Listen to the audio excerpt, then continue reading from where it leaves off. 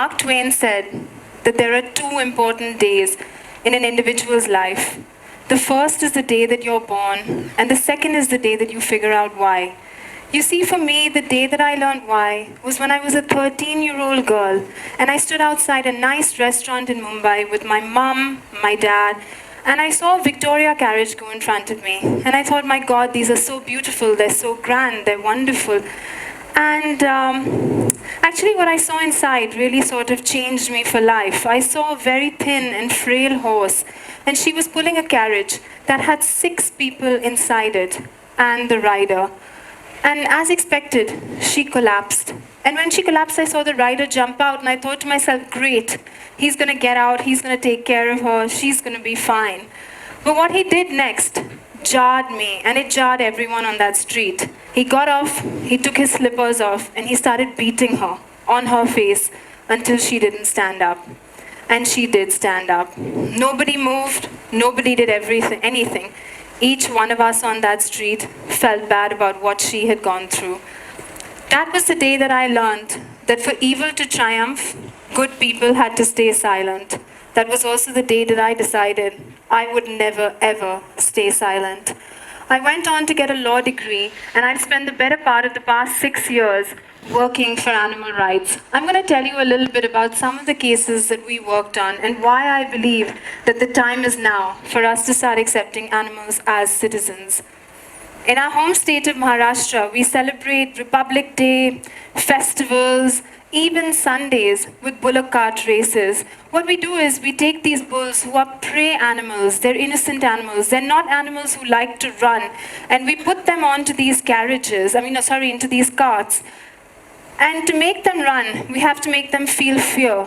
And to make them feel this fear, we hit them, we beat them, we hit them with spikes. We take little implements that, give them electric shocks that make them keep moving. And worse still is when they take one horse and one bull and they put them on one cart. What happens is that the poor bull who can't run as fast as the horse collapses. And the horse who can't pull the weight of the cart anymore falls down. And when a horse breaks its leg, there's only one place the animal is going. And normally the animal is put to sleep. The tragedy of this entire situation is that the way these animals are treated, once there was an incident where we saw a rider actually jump up in front and he bit the tail off the bull to make the bull continue running and moving faster. In the state of Kerala, what we do is we hammer slaughter cows. We take them in to slaughterhouses, we put blindfolds on their eyes, and we beat them on their heads until they don't collapse. When they collapse, their jugular is cut. Animals are transported in exactly these conditions, as if they're not living beings, but they are things, often packing 30, 40, 50, and even 60 of them in one truck. Today in India, we brag about our poultry industry. We encourage each one of us to eat eggs, but we don't understand that for our need for eggs, hens have to live in bare and barren battery cages.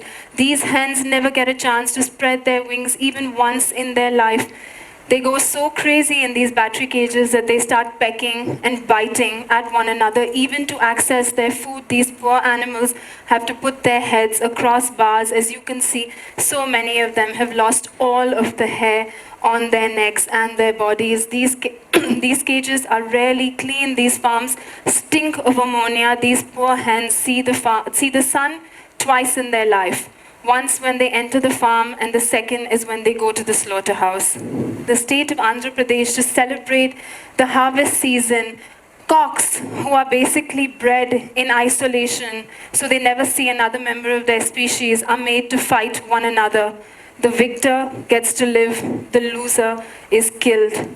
To their little feet, we tie blades and all sorts of implements so that they kill one another and the other one collapses easily. The fight becomes more exciting. When the poor scared animals try to run away from these arenas, they are booed, jeered, and pushed back in. At the end of it, they know that to live, I have to kill the other animal. And that's what happens. The loser is picked up, thrown over to the winner's side, plucked, killed, cooked, and eaten in the same day. In the state of Tamil Nadu, we play a sport called Jalikattu. We take bulls, who, as I had explained earlier, are prey animals, they're pack animals, and we make them run. And when they're made to run, the victor is the bravest man who can hold on to the hump of this bull for the longest amount of time. An entire crowd is waiting for this scared animal who's been given alcohol, poked, prodded, and hit and harmed in ways that we can't even imagine. Their body parts are pulled, they've been bitten, all sorts of things have happened to them. So great is the fear that is faced by these poor bulls that when they have an option between jumping into a ditch of 20 feet, or facing an oncoming crowd, the bull chose to jump into the ditch. He jumped in face first. Needless to say, in a few minutes he died. In all over South India and in the many forts that we have, we keep elephants to bless people and to give rides. I don't know what sort of a blessing it is when you take a beautiful animal, tie them up with all fours and keep them in a temple backyard. I don't know how that's going to change anyone's life or make anyone's life better. In fact, all we're doing is getting all the bad karma possible by hurting these beautiful animals. There have been cases from Kerala where elephants have reacted and they've killed their mahout, the ill-trained brute who cowers them their whole life. And when they react and they kill this mahout, they're just tied up in a temple backyard, and that is their life. In fact, it's more of a death sentence. There's also incidences where elephants have skin that grows over their chains. I never thought in 2017 we would still be practicing animal sacrifice. And when you talk to me about sacrifice, I talk about sacrificing my time to make the world a better place, sacrificing my ego, sacrificing, and giving and not keeping for myself. But so many faiths believe in getting an animal, loving an animal, taking care of an animal, and then killing the animal. And I'm sure that when that poor bull, cow, camel, goat, sees that knife coming down on their neck, they die of a broken heart before the knife actually kills them. Dairies all over the world, we don't even understand that for our greed for milk, there is a baby calf who is being denied milk. The worst is when there is a male calf. On day one, he is sent to slaughter. The poor baby who only wants his mother doesn't even understand why he's being deprived of his mom. What is worse still is the mother spends many, many days in depression, banging against the walls that she is enslaved in, pulling the chains that she is tied to, because all this poor mother wants, just like any human mother in this audience would want, would be to be with her baby. By the end of this year, 56 billion animals would have been killed for our need or our greed to eat them. As I finish this sentence, many thousands of necks have been cut, and I've not been able to do anything to stop those necks being cut. Today we are facing the 6th mass extinction. So many innocent species are being killed, and it is because of us. BBC's Blue Planet 2, they released a teaser of their video a couple of weeks ago, and in this video they showed a mother whale, and she was holding on to her baby. Her baby had died. How had her baby died? Her baby had died because of plastic poisoning. We had a hand to play in it. It was our fault. And while the entire situation seemed so horrible, what gave me a glimmer of hope as an environmentalist and as an animal rights activist was that so many people in the world felt upset with what they saw. They didn't like it. People who may have been meat eaters, people who may have fished themselves, people who may have attended the circus and enjoyed the killing of those animals, today they stood there and they felt bad for what had happened to that mother whale. And that showed me that there is in fact hope. As one of my favorite singers and songwriters, Bob Dylan said, times they are a-changing, gather round people wherever you roam. As Arundhati Roy said, that not only is another world possible, but on a quiet day, I can hear her breathing. And this is the other world that I dream of. You see, for years, we have treated animals as it and things. We have embarrassed them. We have taken away the most basic things that they have wanted, which is to lead a quiet and peaceful life. When we want to insult someone, we say, don't behave like an animal. When we want to say that someone isn't dressed well, we say, don't dress like an animal. When we don't even realize that It is us who are badly behaved and them who are much better behaved. We give companies and trusts legal rights. It is this anthropocentric outlook of ours, it is this outlook of ours that I am superior. We are superior. We can do what we want with the planet. We can cut down each tree. We can ruin the rivers. We can ruin ecosystems. We can do anything we want to make our lives better that has gotten us in the position that we're in. Global warming, whether we like it or not, is the greatest challenge that we are facing. Nations like Bangladesh are insecure about their future.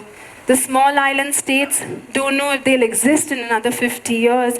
Environmental refugees will have nowhere to go. And I ask the developed world, will they open their doors to the poor at that point of time? It really is true.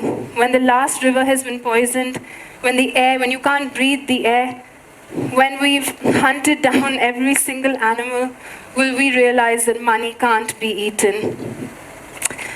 You know, despite all of this negativity, as a law student, I read this article actually called Should Trees Have Standing by an author called Christopher Stone.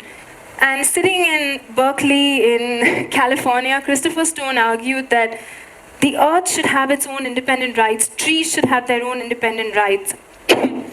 Cormac Cullinan wrote a similar book called Wild Law, a manifesto for earth justice, where he argued that the environment should have their own independent rights.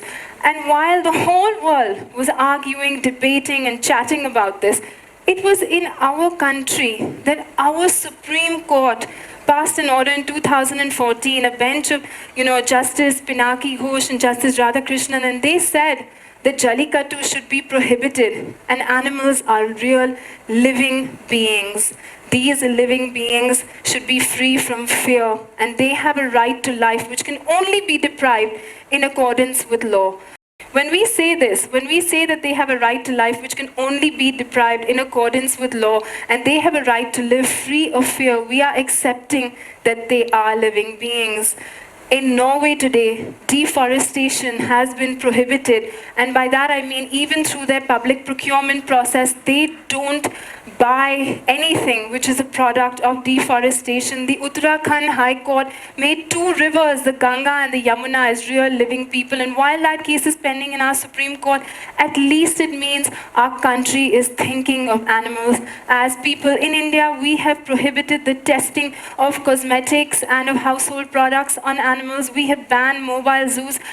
The Victoria Carriages of Mumbai are now a thing of the past, and suddenly compassion is becoming cool. The person who saves the animal, the person who is the conservationist, is heralded as our hero. When we see pictures on Instagram of people who are hunting, who hold up dead animals, we don't like it, but we like the picture of the brave fireman who went up on a tree and saved a kitten, or the sort of brave heroes that we have today, stopping the illegal wildlife trade and poaching of animals all over India. Jeremy Bentham said that it isn't whether they can reason or that they can talk, but can they suffer? And that, I think, is the point. They can suffer, they can feel, and the law should extend its protection to them. On the 7th of July 2012, in Cambridge, the most brilliant scientific minds came together, and they declared something known as the Cambridge Declaration on Consciousness. And I'm not a scientist, and so I'm not even going to try to repeat what they said.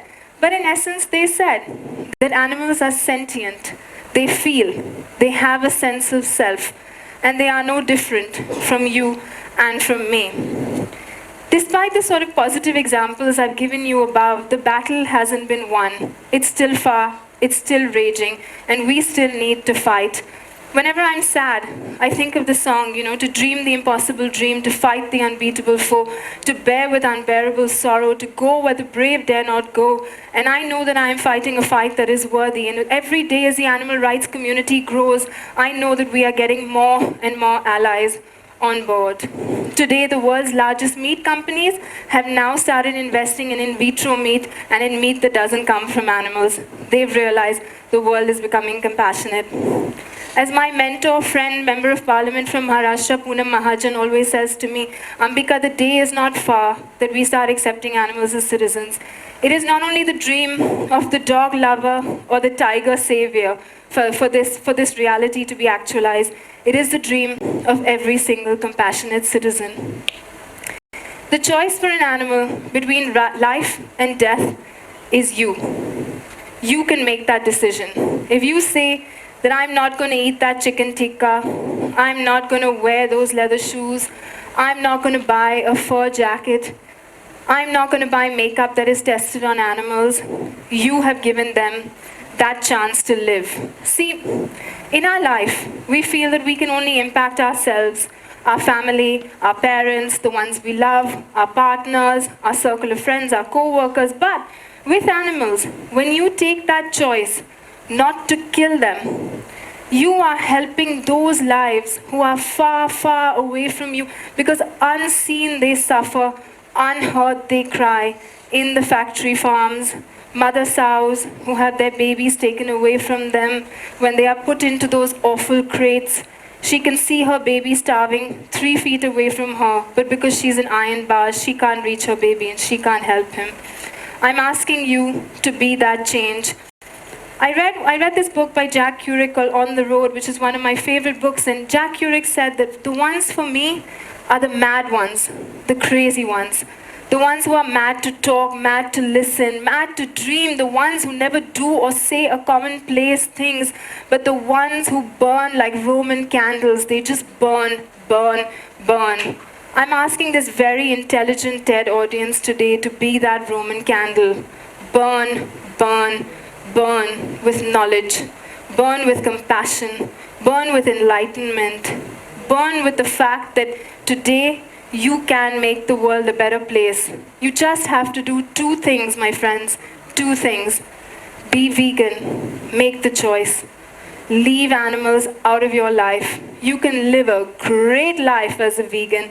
And as a vegan, you are empowered with that knowledge that not only am I living a great life, not only am I having fun in my existence, but I'm also not having fun at the cost of another living being. My only message to you, accept animals as citizens, because the time has come. They love like we do, they laugh like we do. Elephants have families like we do. Chickens communicate with their eggs when their eggs are just little babies and they've just come out. Rats and mice feel empathy. No one in this room hasn't felt the love of a dog. Extend that love to all living beings. Thank you.